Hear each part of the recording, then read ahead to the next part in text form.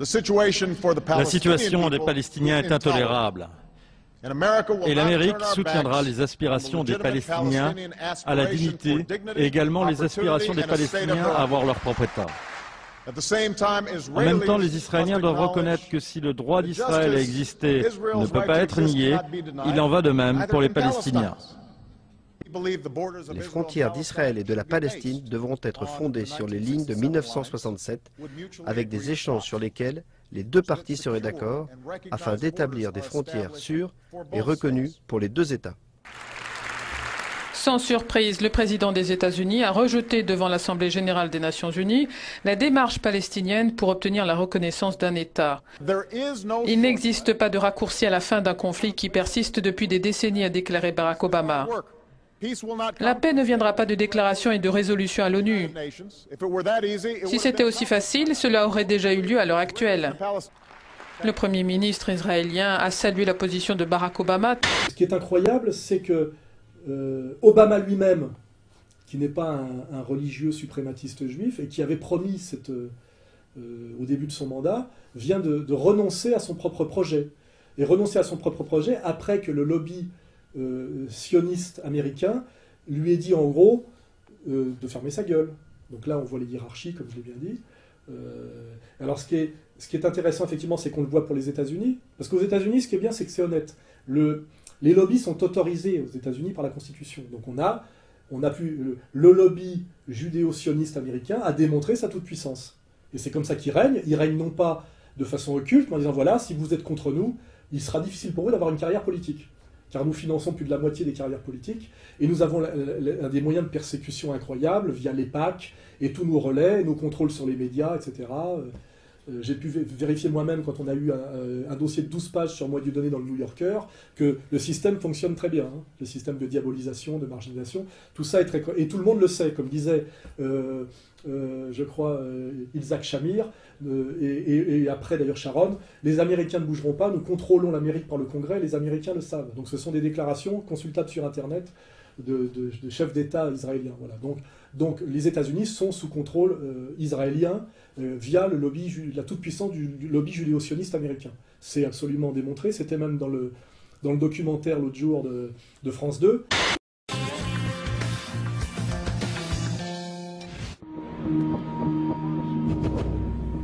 Au cœur de la démocratie américaine, le Capitole surplombe Washington. Le siège du Congrès est un lieu de pouvoir, le poumon législatif des États-Unis. Ce matin, la Commission sur les affaires étrangères se penche sur l'aide américaine versée à l'autorité palestinienne, 500 millions de dollars chaque année. 4 experts sont auditionnés. Tous sont sur la même longueur d'onde. Dans ce panel présenté comme impartial, pas une voix ne défend les intérêts palestiniens. Comme les 3 autres experts à ses côtés, David Mekofsky est proche de l'AIPAC. L'AIPAC, c'est l'American Israel Public Affairs Committee, le principal lobby pro-israélien aux États-Unis. Mekofsky travaille dans un laboratoire d'idées créé par l'AIPAC pour irriguer le débat public. Jonathan Schanzer est lui directement payé par l'AIPAC pour porter la bonne parole lors des séminaires réservés aux parlementaires. Tous deux alimentent le Congrès, mais aussi les médias, la Maison-Blanche et les partis politiques avec leurs analyses. L'AIPAC siège dans ses bureaux flambant neufs à Washington. Depuis plus de 40 ans, ce lobby défend les intérêts de l'État hébreu aux États-Unis. Un lobby qui n'aime pas l'intrusion des caméras et qui a refusé de répondre à nos questions. Chaque année, l'AIPAC étale sa puissance lors de son gala annuel. C'est l'un des événements les plus importants de l'année politique américaine, une démonstration de force qui voit accourir les membres du Congrès, mais aussi les politiciens étrangers et les riches donateurs pour 3 jours de conférences. Chaque année, le Premier ministre israélien et le président américain font le déplacement. Le lien entre les États-Unis et Israël est inaltérable. L'engagement de l'Amérique pour la sécurité d'Israël est indestructible. Aucun vote à l'ONU ne créera un État palestinien indépendant. Les États-Unis se dresseront contre tout effort pour isoler Israël aux Nations Unies ou ailleurs. La légitimité de l'État hébreu ne peut être l'objet d'un débat. C'est mon engagement, ma promesse envers vous.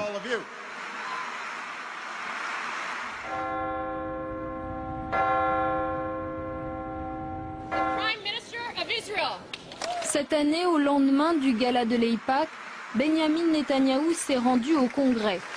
Il est l'un des rares chefs de gouvernement étrangers à y avoir été invité une seconde fois. Accueil triomphal, même si son discours va à l'encontre des positions traditionnelles de la diplomatie américaine. Donc la différence entre la France et les États-Unis, c'est que finalement, en France, il y a la toute-puissance du lobby judéo-sioniste qui est vérifiable et vérifié par le dîner du CRIF, mais ça ne peut pas être dit parce que c'est contraire à la loi française. Donc c'est la toute-puissance d'un lobby qui en plus interdit qu'on l'identifie comme tel, alors qu'il exerce sa toute-puissance de manière explicite. Voilà. Et ça donne l'incroyable, l'incroyable positionnement que j'appellerais moi totalement schizophrénique de Praskier. Hein. L'hymne national d'Israël chanté par des députés de la République, l'image est assez rare. De droite comme de gauche, des parlementaires, des amis d'Israël, pour dire non à la reconnaissance unilatérale d'un État palestinien.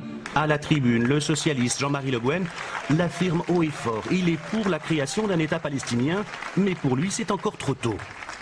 Imagine-t-on qu'on se retrouve dans une situation où au plan international on reconnaisse l'existence à l'État palestinien et qu'on ne reconnaisse pas, en tout cas que des pays majeurs de la région ne reconnaissent pas à Israël le même droit. Ce serait une situation absolument conflictuelle, injuste et que nous ne pouvons pas accepter.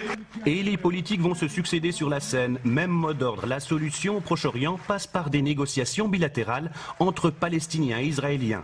Et voilà Claude Goasguen, avec une centaine de parlementaires, il a adressé une lettre à Nicolas Sarkozy pour empêcher la proclamation unilatérale d'un État palestinien. Nous, notre pétition, c'est une revendication pour dire au gouvernement français, ne vous engagez pas dans une affaire qui est un brasier, que l'on pousse aux négociations, que l'on fasse toutes les conférences diplomatiques que l'on veut, mais surtout ne prêtons pas la main à quelque chose qui ne fait que retarder les conditions de la paix. Ce qu'il a demandé au Conseil de sécurité de voter là-dessus, c'est pas très clair. Non, c'est très clair. Je suis favorable, évidemment, à un État palestinien dans des frontières dignes de ce nom, reconnues, aux côtés de l'État israélien qui a droit à sa sécurité. Le seul, oui, mais le seul moyen... Attendez, question précise. Vous êtes président de la République. Vous votez oui. Puisque vous voulez l'être.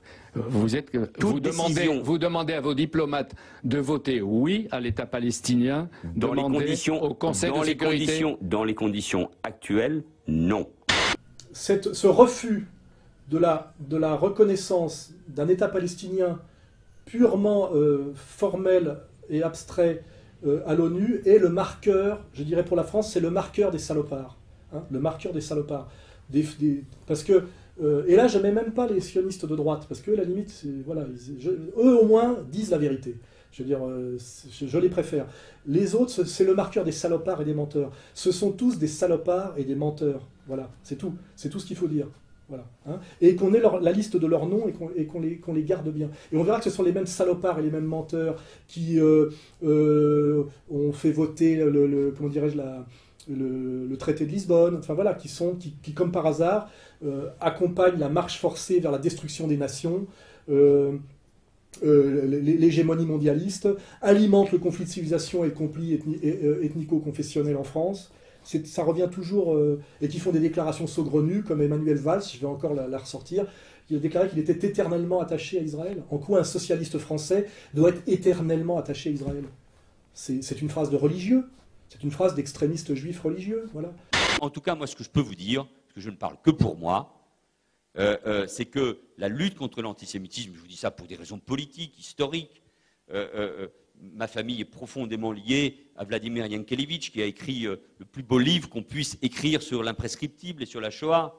Par ma femme, je suis lié de manière éternelle à la communauté juive et à Israël, quand même. Donc voilà, ces gens-là sont des menteurs grossiers, et nous sommes dans un pays qui s'appelle la France, où nous avons un pays de tradition d'intelligence logique, hein, et un pays de souci d'égalité et de justice. Et c'est pour ça que je dis qu'en dernier instance, ils ne me passeront pas. Voilà. Parce que le peuple de France n'est pas compatible avec leurs saloperies et leurs mensonges.